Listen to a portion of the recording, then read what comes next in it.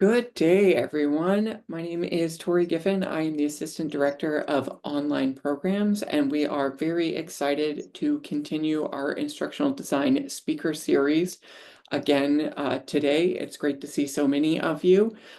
We have a wonderful guest with us here today, and we have several professors and staff on the call so far. So I just want to shout those people out in case they end up answering any questions in the chat for everyone. You can at least know that they know what they are talking about. So there's myself. We also have Professor David Huang, who is here, and then Professor Grace O, who is also here, and then we have Professor Carolina Cuesta, who will be our main host for today. And we have our wonderful guest, Dr. Sheila Song, who is here for the session today. So with that, I just want to remind people, if you are considering the Instructional Design Master's Program that we offer here through the College of Education, the application deadline. The most recent and upcoming application deadline for that program is February 15th, along with the instructional system design management and learning certificate is also February 15th. And then if you are interested in the Instructional Design Master Track Certificate program, that is February 22nd. And then I also just want to let folks know that we also have Professor Zhu here with us today. So they may also be answering some questions in the chat. Thank you for pointing that out, David, and so sorry about that. And with that, I'm going to turn things over to Carolina and let her get started with things. Thank you so much, Tori. Do you hear me okay? Okay, amazing. Thank you again for this space. And I am so happy to be here with you all today and to have all of our team present in this meeting. Welcome to our second ID career session. I think we're gonna have a thing with this, like a podcast thing. My name is Carolina Cuesta, and I am a teaching assistant professor in the EPOL Education Policy, Organization and Leadership Department at the University of Illinois, and I will be your host for this session. Thank you again, Tori, in the Office of Online Programs for helping us with this space. And I'm always excited to be here because this is a space that we have created for all of our current students, future students, and people that are in general interested in the field of instructional design. And the interesting thing is that we have in this space the opportunity to share experiences and knowledge with several professions in the field in a range of roles. So we believe that it's going to be extremely valuable for all of the people that are interested in the field to listen to different experiences and to maybe decide if they want to join us in our program or in our programs here, if you want to, or upskill or reskill your roles or your knowledge, or if you want to do a transition, or if you just want to know about the field, right? So without further ado, our second guest in this ID career session is Dr. Sheila Song. Dr. Sheila Song is an instructional designer, a senior instructional designer at Columbia University. She worked at her work at Columbia Sorry, I am from Colombia, so I'm sometimes confused about that. Her work at Columbia involves designing effective and engaging learning experiences, right? Leading the learning analytics group every day. and conducting online learning research, disseminating best practices, and contributing to innovations in teaching and learning with technology. So a lot of things, right? She obtained her PhD in educational psychology with a concentration in cognition, instruction, and learning technology from the University of Connecticut. Her research focuses on student motivation and engagement, problem-based learning, and technology integrated teaching and learning. So now you know which questions to ask, right? A range of topics that are very interesting for learning, for designing learning experiences, for designing instruction, and overall to approach or to have a perspective in education, right? So, Dr. Song, thank you so much for accepting this invitation. And to start with our conversation, because this we designed this space also to be a very unstructured space, right? We can talk about everything that is related to instructional design, but focus, for example, in your experience. And you shared earlier that your entry into the instructional design field was something serendipitous. I love that word. And tell us a little bit about that. It was like somehow an inspiration, or why do you say that it was serendipitous? Thank you, Carolina, for your nice introduction. And like I shared, I did. So my entry into this field was indeed serendipitous because back then, I think, although we know instructional design has a very long history, but it was actually the pandemic that created that surge in the instructional design field. So back to my second last year of my PhD, I was writing my dissertation. I knew nobody who was in instructional design field, although we took a couple of courses in instructional design, but it was a very new field to me because it doesn't have that popularity like now we have. And so I was working on my dissertation. I was working with my advisor on a problem-based learning curriculum for middle school students in science. And like other graduate student at that phase did, I was exploring job opportunities. And I was specifically targeting New York City because that's where my then boyfriend, now husband, was working. And so I was, applying for various jobs. I applied for instructional design, I applied for evaluation and research roles.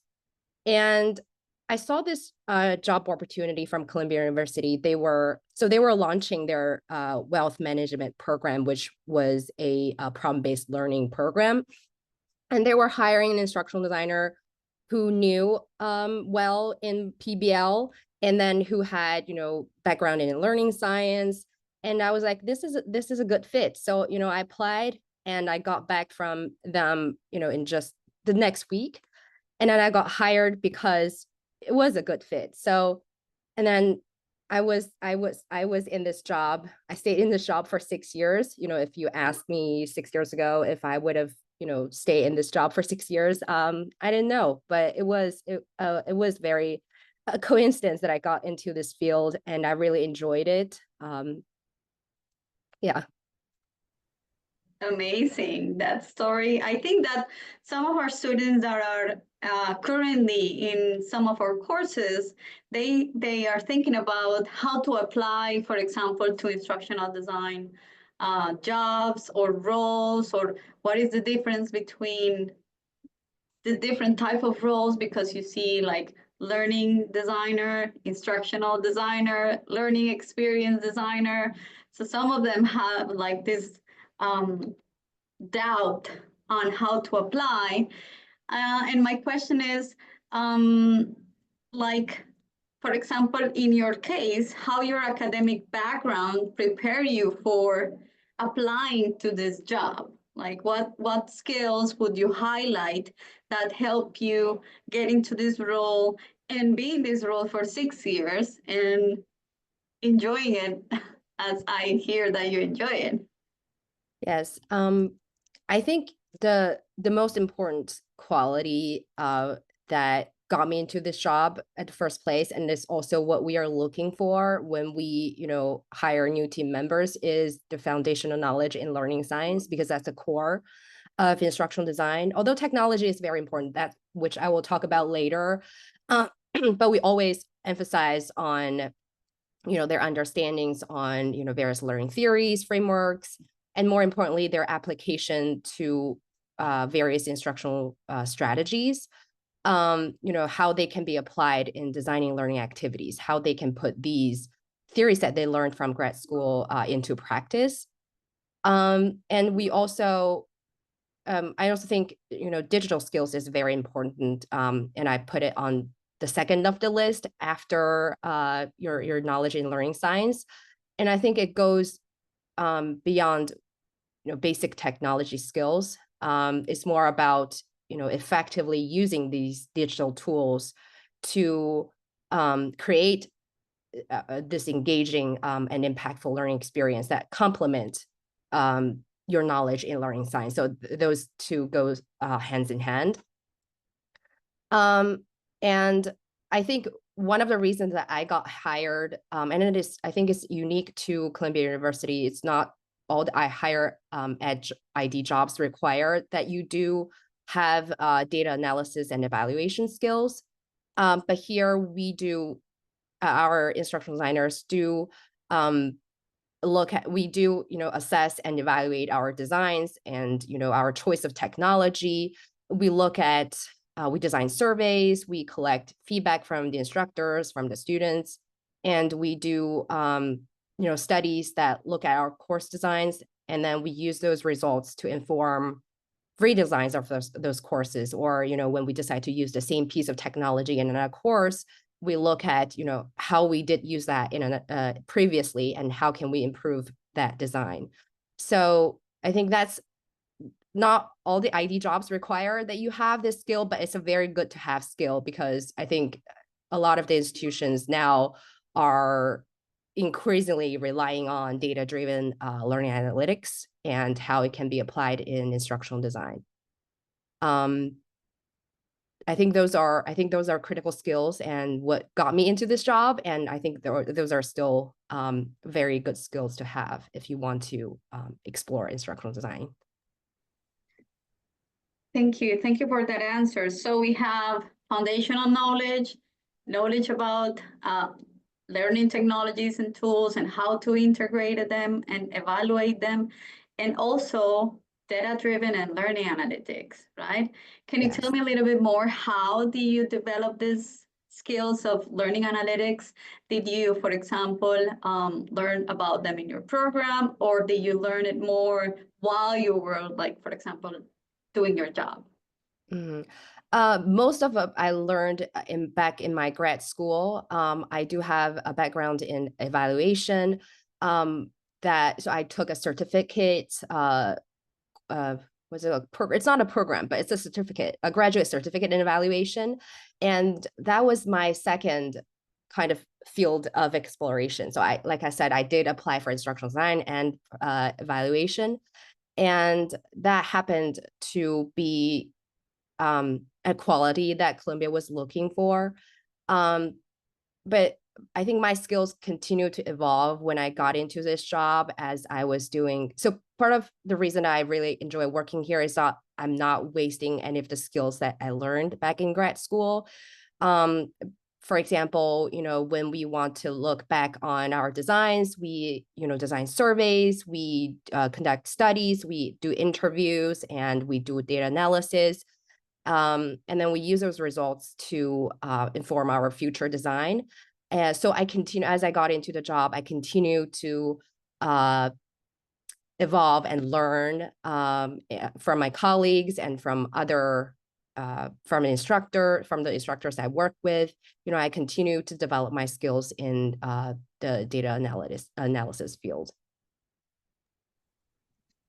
Okay, so can you tell us a little bit more what is like the day-to-day look like for an instructional designer at Columbia, for example?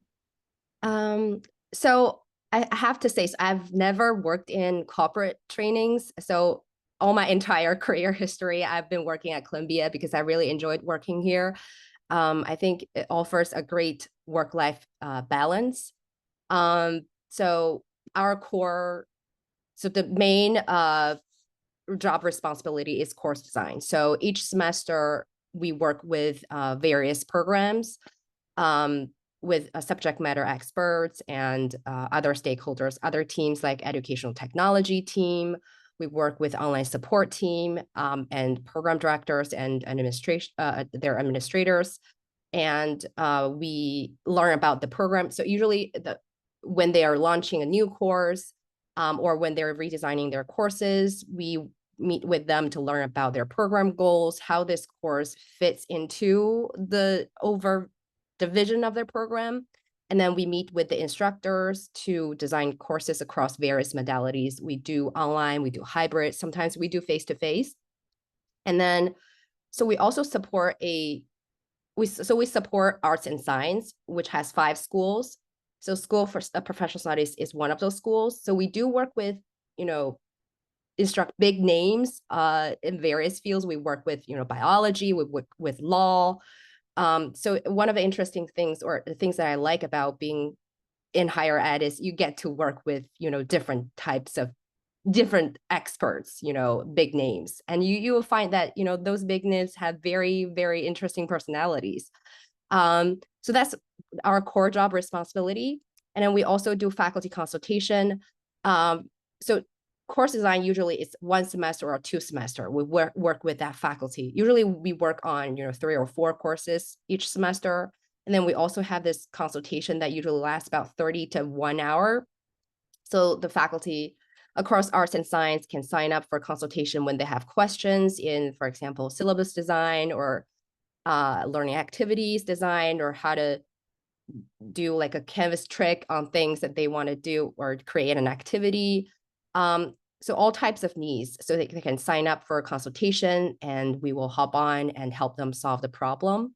So that's the second component of our work. And we also do faculty development, which is like a small portion because we do have a separate team that's in charge of faculty development and assessment. I know a lot of my ID colleagues at other institutions, when they don't have like a designated team of faculty development, ID will also take that role to design and deliver workshops. So here at Columbia, because we have a designated team, so we, as an instructional designer, only when it comes to workshops on course designs or pedagogical best practices on those topics or content, and we can help them design and deliver those workshops. And we also do evaluation research. So we do use quality measures as a kind of way to inform our design, and we conduct quality assurance on all of our courses. And we, use data analysis to evaluate our course designs and technology solutions. For example, if we decide to use a new technology and we never used it before, and usually what we do after the course is delivered, finished, wrap up, we look back on students' participation in those technologies, how students were interacting, what was this technology really helping the students to achieve their learning goals? Was it used as how we design it, so to speak? So we do look back on those technologies and see, how we can improve it in the future. So that's my day-to-day work, various components, working with various people, like we work on different courses or different projects every semester. So every semester is new. You don't know who you are going to work with, are they big names or are they a CEO of, say, like Chipotle, or, you get to work with all different, like, people you would never imagine that you can work with. Yeah, that it's like one of the most exciting things that I think that we do in our job is that we have this range of people that we can work with and industries because of our foundational knowledge, right? And that is extremely exciting that you can get to like not only meet important people, but also learn about so many disciplines, so many processes, so many companies. And that is why this is like a role or a job or a discipline that keeps evolving, right? Every time that we have new technology, new areas of knowledge to explore, we can actually be part of it and learn about it. That is why I think that it's so exciting about the field. And considering that, what do you think are the most important skills other than foundational learning and learning about technology and integration and evaluation, and I will call them professional skills, right? Some people might call them like soft skills or other type of skill, but we call it professional skills. What do you think are the most like three important skills to work with this range of people in these different disciplines and in this uncertainty that we embark when we do this like big projects? But that's a very good question, Carolina.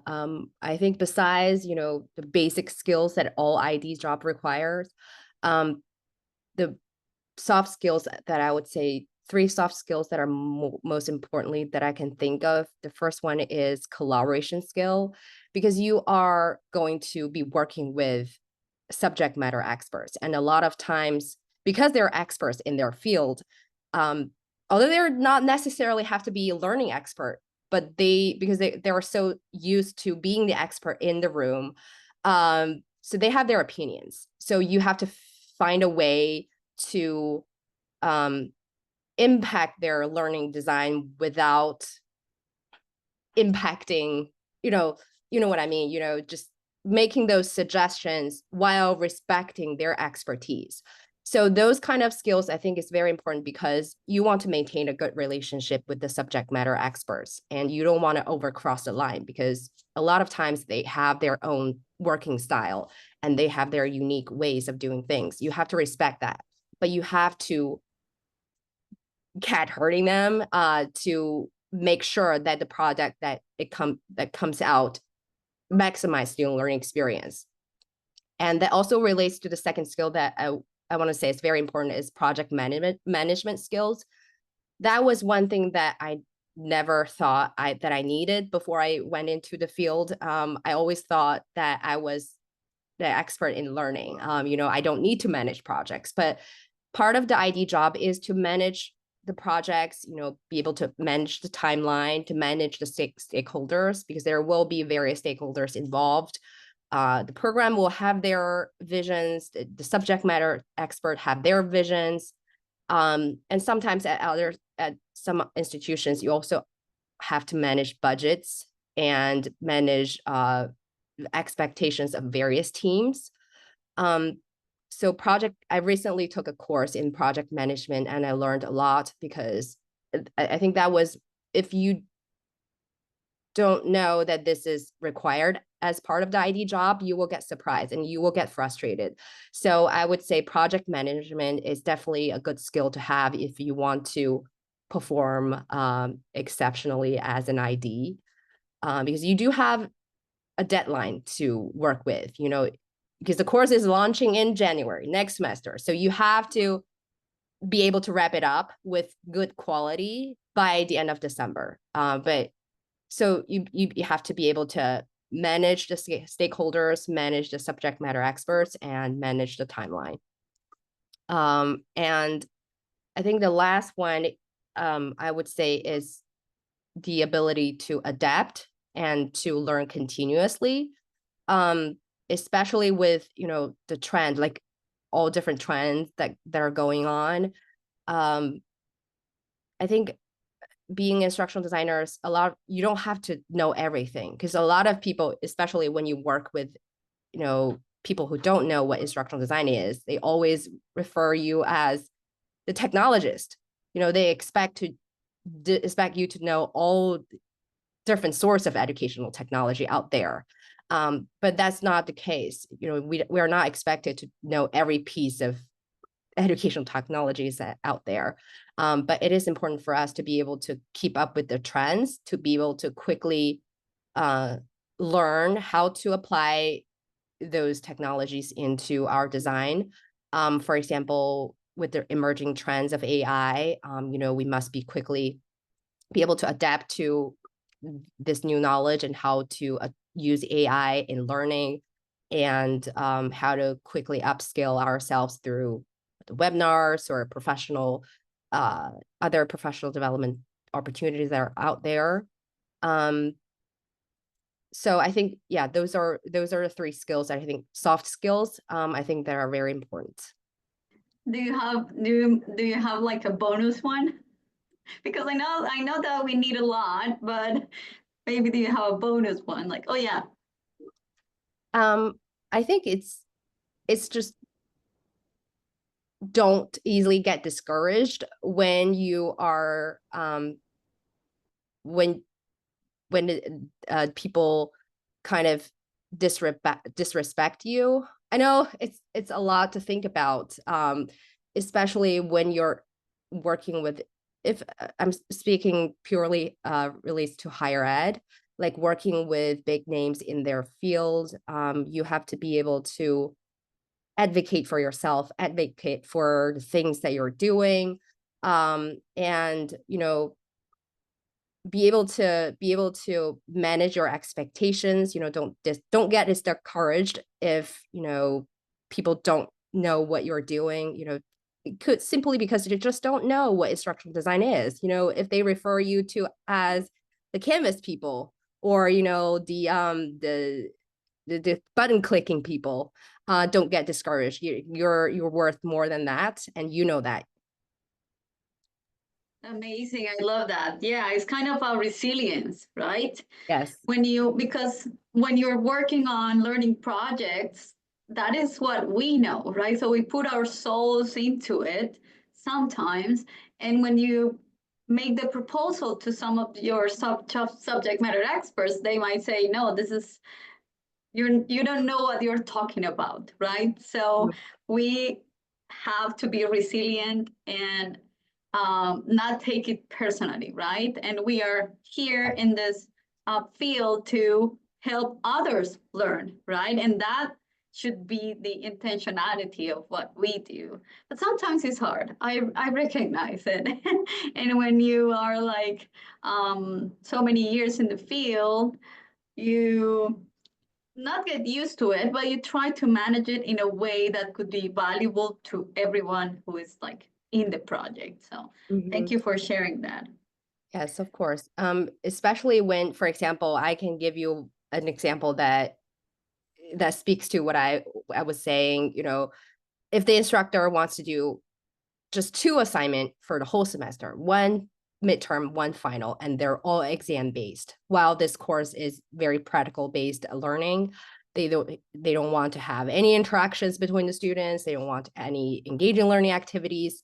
And when you make those suggestions, they could say, oh, I have, let's say, a law degree. I'm a established lawyer, and I am, a name in this field, and I don't need somebody to lecture me on how to teach.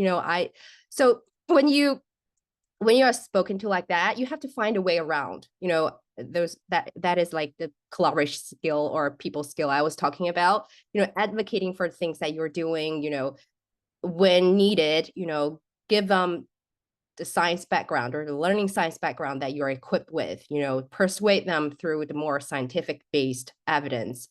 But don't get discouraged at the same time, like the resilience that you were talking about.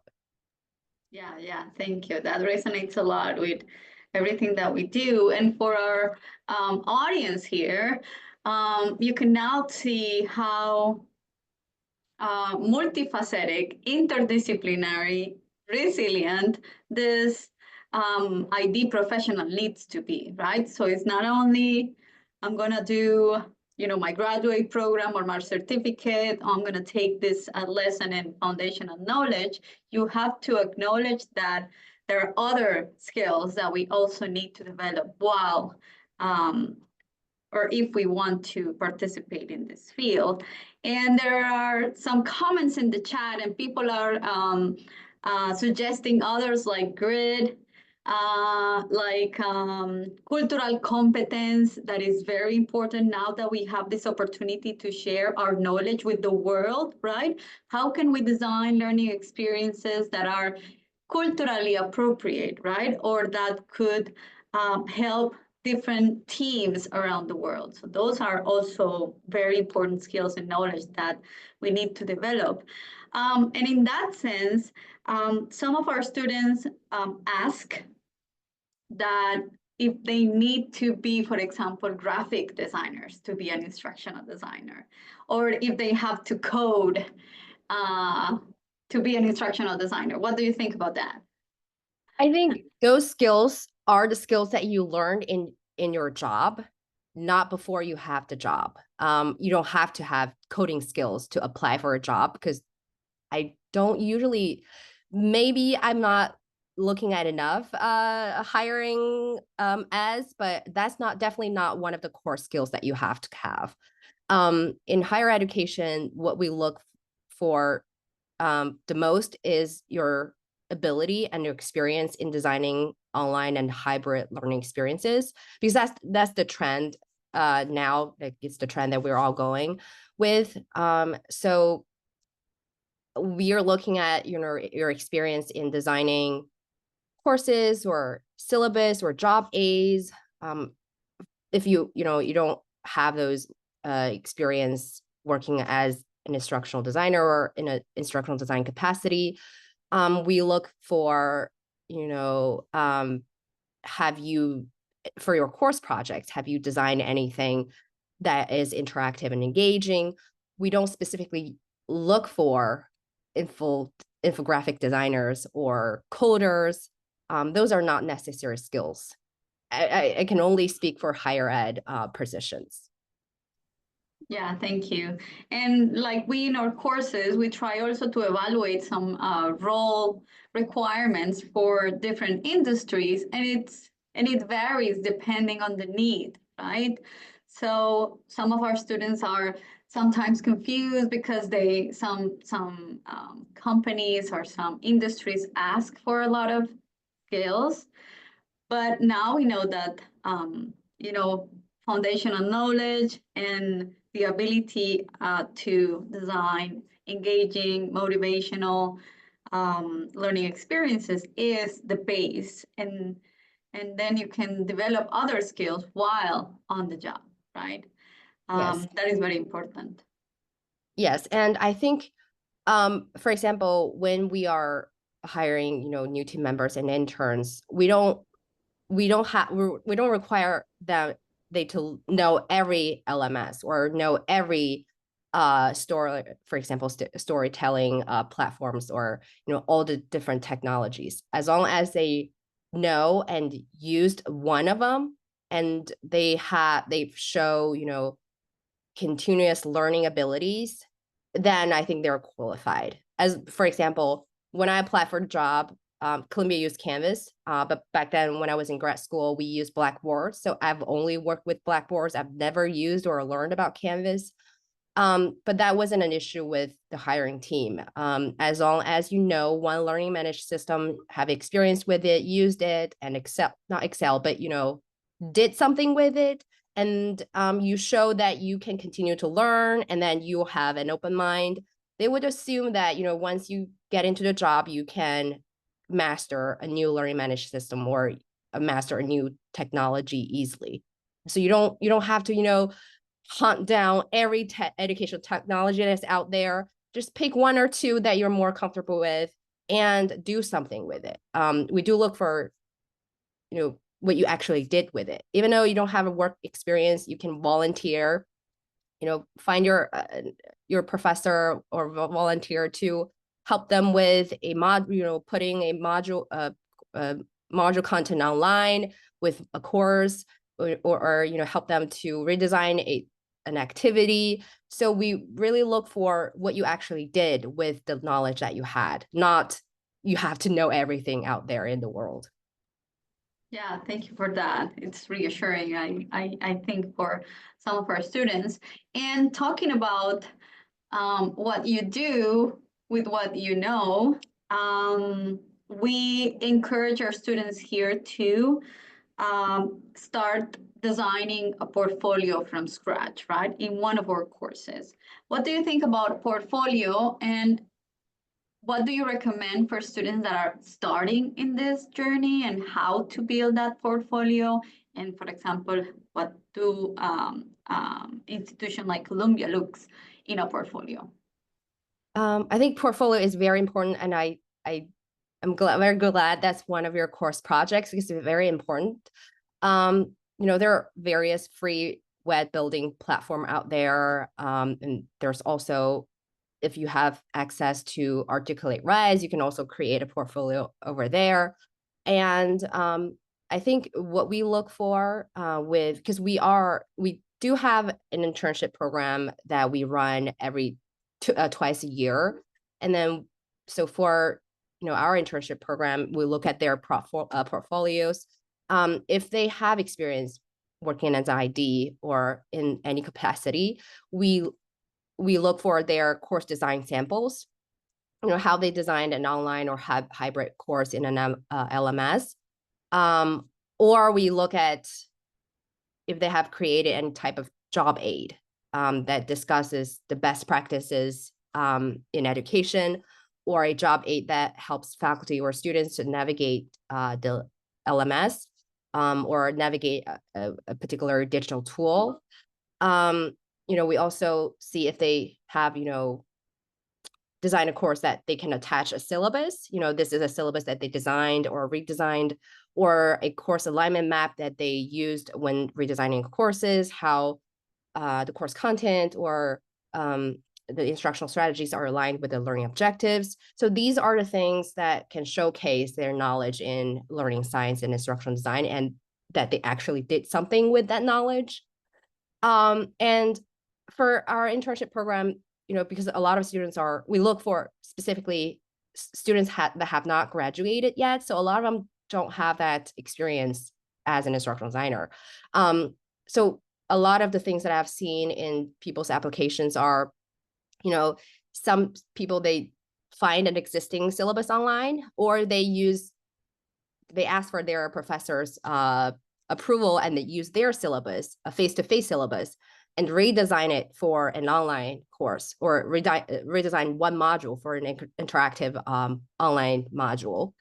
And I've seen people, so they come to the interview, and then we ask, what is this? And they said, they volunteered. That's what I was saying previously. So they actually volunteered. They reach out to the professor and ask them if they can help with putting a module online, creating the learning activities. Or so I think a lot of the professors would agree to that if you let them know that you're exploring an instructional design career, and then you want to build up that experience. If you can help with putting a module online, or creating a quiz, or creating a module, or creating a video tutorial with the professors. And there are also things that I'm not sure how many of you have heard the instructional design challenges.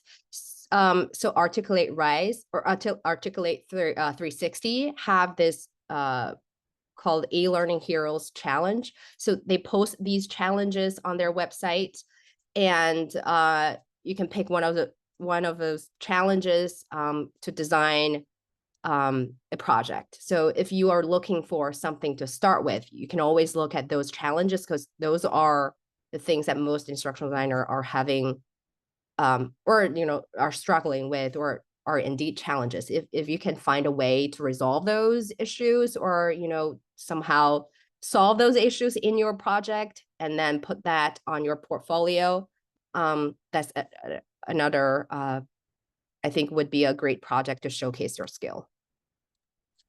Yeah, amazing. We in our courses use, for example, case studies for students to actually solve and design instructional materials that solve a specific learning or performance problem. So the ID challenges name, I like that very much. Maybe we could use those challenges. You mentioned earlier about quality matters, right? And quality matters, it's well, it's an institution that uses standards to design online learning, but what other, for example, certification or professional development you think that students should look for or be interested in that will help them jumpstart their career or, you know, evolve their careers? Mm. I think there are a lot of conferences or communities out there. We have, so I have to go back to one of the perks that we have working in higher ed is you get funded for presenting and participating in those conferences and webinars. And so each person get a annual budget for purchasing books that related to their work or going to conferences. So we do encourage people to, to do all sorts of professional development. And a lot of conference that we go to, for example, Quality Matter is a big one. They also run a lot of workshops once in a while. That's a good place for you to stay on trend. For example, I recently attended their leveraging AI in instructional design. So they have, just a meeting where instructional designers from various institutions share, what they're doing in their projects, or just like information sharing sessions. EduCalls is another big conference that we tend to go a lot. They have their annual conference, Online Learning Consortium. They have we call it OLC. They have their OLC Innovate and their OLC Accelerate. So those are instructional design specific conferences, and they do have webinars and workshops on and off. So if you want to connect with the instructional design community to see what everybody else is doing, or just to hear or to stay on trend with, to see how other institutions are leveraging AI, those are conferences and workshops that you can go to. So I think a lot of institutions are they don't require that you have certificates in Quality Matters, but a lot of them will sponsor you once you get into the job. They will sponsor because you don't have to pay for their various certification. So if you haven't taken the course or taken the certificate, you can take a look at their public accessible. They have free. It's not the whole rubric, but they have a simpler version of all the standards that they have. You can take a look at that and see, how you can utilize those standards in your projects. Just have some basic knowledge of Quality Matters. Like I said, they don't require you to have taken all the certifications, but if you have knowledge of it and you have done something with it, I think that will make you stand out among other applicants. Yeah, thank you for that. And now that we talk about evolution of the field, and how do you keep like updated with everything, how do you see the instructional design field evolving? Like, where do you think we are going? And what skills do we need to actually catch up with everything that is happening right now? I think the instructional design field is constantly evolving and just growing and growing bigger and bigger. Like I said, when I was back in grad school, I knew nobody working in instructional design. And it wasn't like a big job field that you can go into. And nowadays you see higher educations are hiring instructional designers, corporates are hiring instructional designers, and you can see all types of job hiring advertisements on LinkedIn. I think as how we can stay updated and how, we can be part of that evolvement. I can only speak for what we are experiencing right now. The first revolution is, of course, AI. How AI is actually releasing us from doing some tedious manual work. How AI can be applied in writing course overviews, learning objectives, how, when the subject matter experts are busy, how we can leverage AI to help them in terms of developing content related materials. And we also know adaptive learning system is another trend that we want to stay on top of with. And I think we must learn quickly how to, I'm and our whole team still learning. We've been going to all the workshops that are out there related to AI. We want to stay on trend, stay current as how to integrate AI into instructional design while still maintaining that human-centered learning experience. So that's one big trend that's keep going on and we all want to be part of. And the second is the data-driven learning. Columbia, I think a lot of other institutions are increasingly relying on learning analytics, although it's been there, but it just started, I think, a year or two ago that we started to realize this is very important. Not we started to realize, but the leadership started to realize that this is something that's very important. And we need to be able to use data analysis to measure the effectiveness of our course design, to look at the student learning outcome. We want to be competitive. We do have a few competitor schools in New York City, and we do want to stand out. Like the programs that we have out there, we want to make sure that how the students going out there being competitive, finding jobs or having better learning outcomes. And we want to be able to quantify those measures. And we want to be able to use those results as kind of an advertisement to link that to our course design, to the quality of our curriculum. And I think being an ID, if we want to stay current or, be part of that evolving trend, we want to develop that data literacy to be able to, use data analytics to improve our course designs. I think those are, how we've evolved and how we are keep evolving. Yeah, thank you for that. And I think that we are here in the University of Illinois in the College of Education preparing for that. We are now designing a course that is data-driven learning analytics, something like that.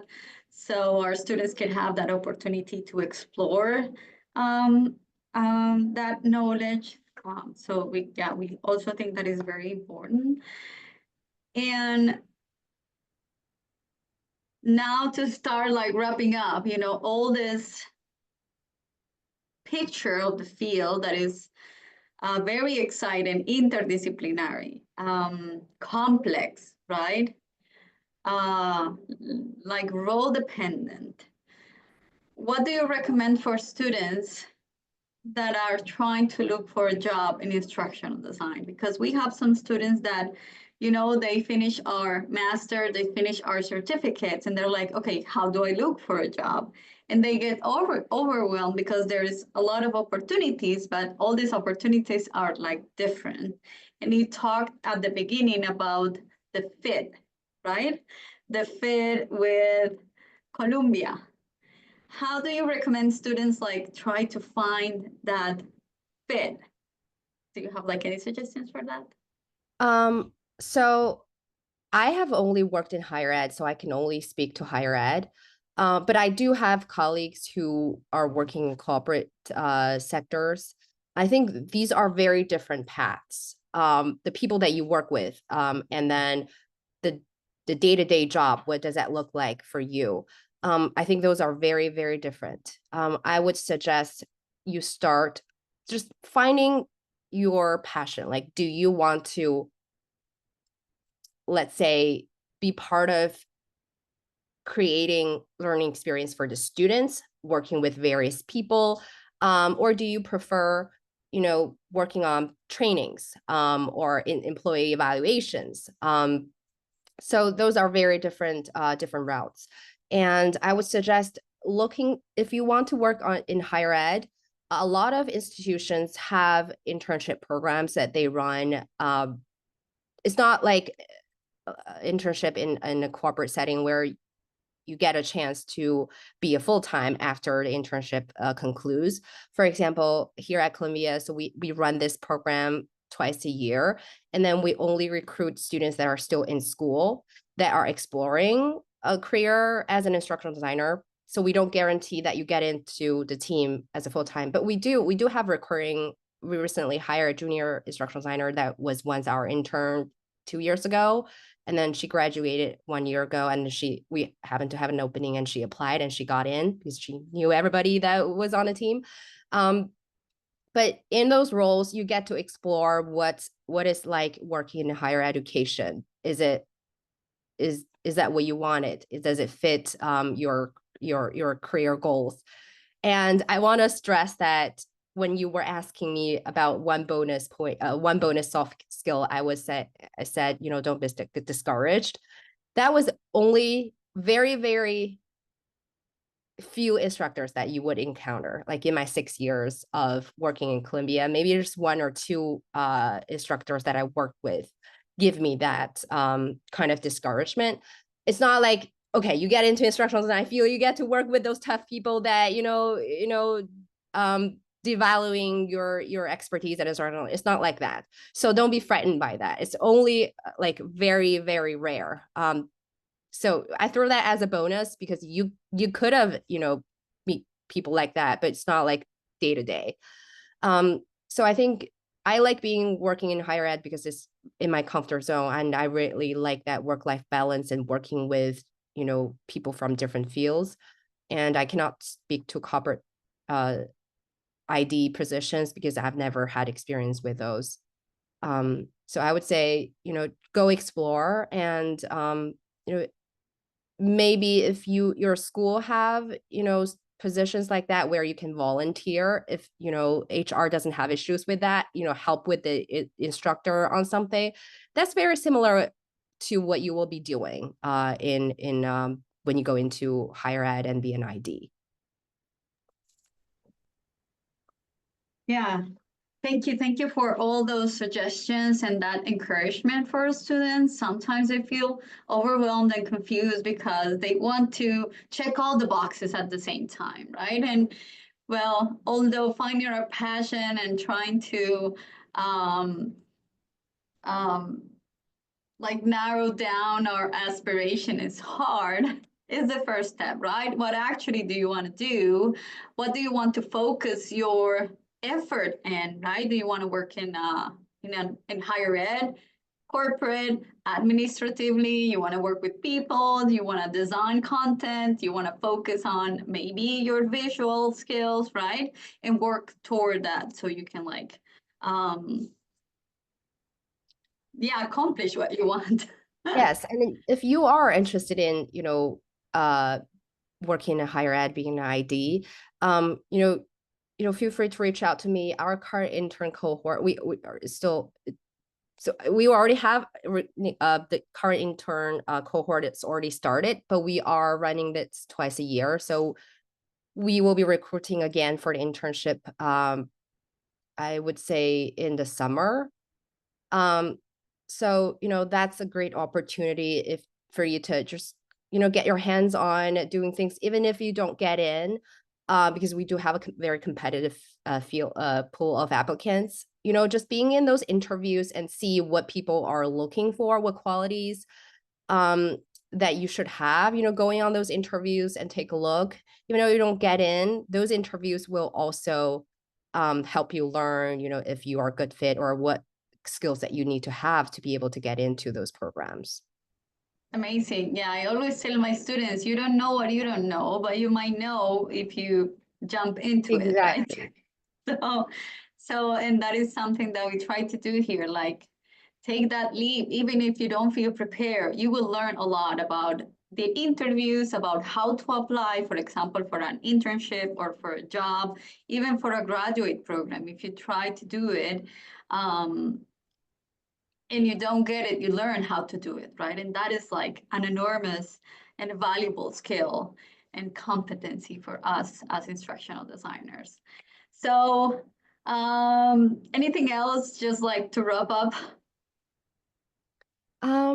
No, I think thank you, Carol. Thank you for having me here. And I really enjoyed, talking to everybody. And I really like that your program has this series. You get to listen to people from different industries talking about their work. We never had that. Part of it is because we didn't, instructional design wasn't that popular. Another reason was I don't think of another reason, but I'm really glad I'm here and I'm able to share my experience working as a higher ed ID. Just let me know if you have any questions. We don't currently have a flyer for our next cohort, but when it's out, I can share that with you if any of you is interested. Thank you. Yeah, people are asking like, how can they reach you? Do you have your email? Can you like put it in chat? Can people reach you and ask you questions? I'm gonna type my emails here in the chat, and feel free to email me with any questions that you have. Yeah, and thank you so much for sharing all your expertise and experiences. And I think that we instructional designers see ourselves as a big team, right?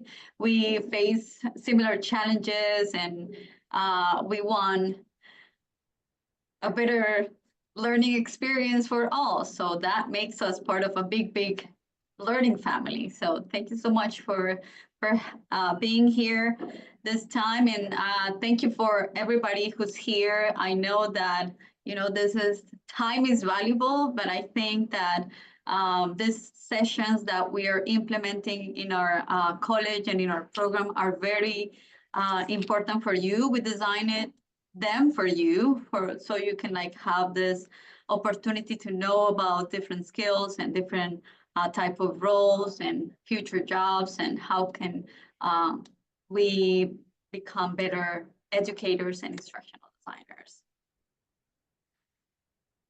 So, Tori, please wrap up. Yes, so thank you everybody who has joined us today. As a reminder, this session will get emailed out to everybody using the same email address that you registered about 12 hours afterwards. If you have any questions that didn't get answered today, or you would like to get connected with someone who spoke today, you can reach us at onlineprograms@education.illinois.edu, and we'll be happy to answer those questions, can answer questions about any of our programs or anything like that. Also, just want to remind folks that if you are considering our master's degree in instructional design or our graduate certificate in instructional design, instructional system design management and leadership, that is February 15th is the application deadline for starting in spring part term B. Of course, if you are interested in starting in a later term after that, you can still go ahead and get started on that application. And then if you are interested on our instructional design master track certificate program, the deadline to start in spring B, which happens about in March for your reference, is February 26th. So thank you so much for everybody who has participated and has joined us today. Thank you so much, Professor Song. Thank you to all of our professors here that have joined us. It has been a wonderful session, and it has been so good to see so many of you. To everybody who is joining us, watching this back later, we really appreciate your interest as well, and hope to see you at our next one. Sorry, people are asking if they will have access to the chat. I don't know how to do that. Maybe the recording, or in the recording you just yeah, I might be able to download the chat and attach that with the recording out to everybody. So I will try to do that for everyone, since there seems to be interest. Yes.